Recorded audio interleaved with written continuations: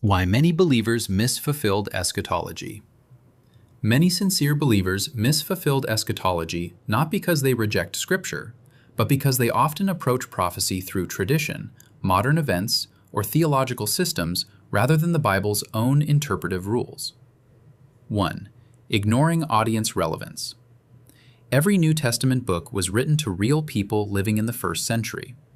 Jesus said, "This generation shall not pass till all these things be fulfilled." Matthew 24:34. John wrote, "The time is at hand." Revelation 1:3. Things which must shortly come to pass. Revelation 1:1. The first question should always be, what did the original audience understand? 2. Ignoring time statements. The New Testament repeatedly emphasizes nearness.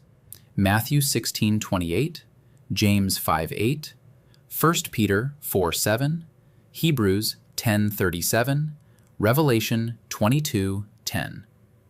Words such as near, at hand, shortly, and quickly should mean what they meant to the first readers. 3.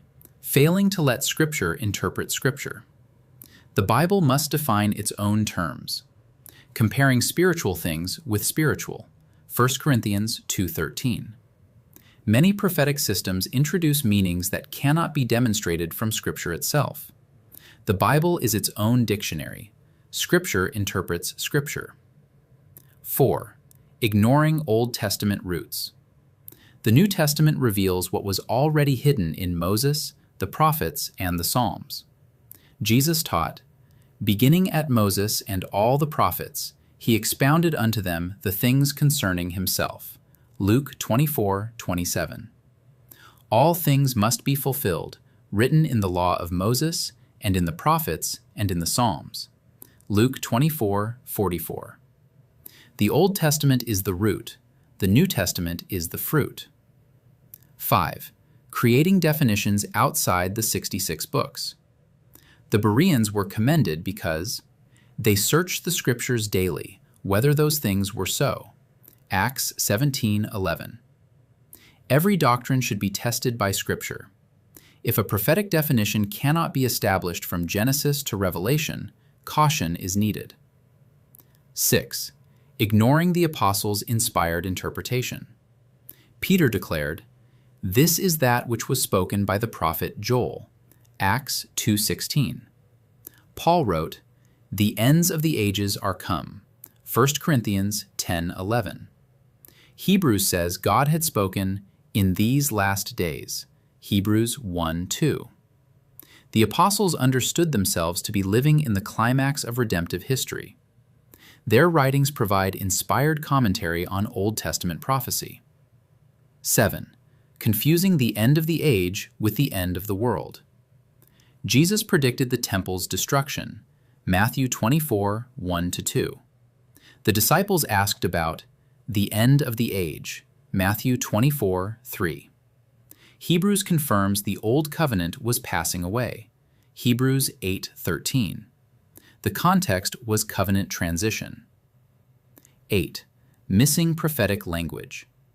The prophets often used cosmic language for covenantal judgment. Babylon, Isaiah 13:10. Egypt, Ezekiel 32:7. Edom, Isaiah 34:4. The physical universe did not collapse.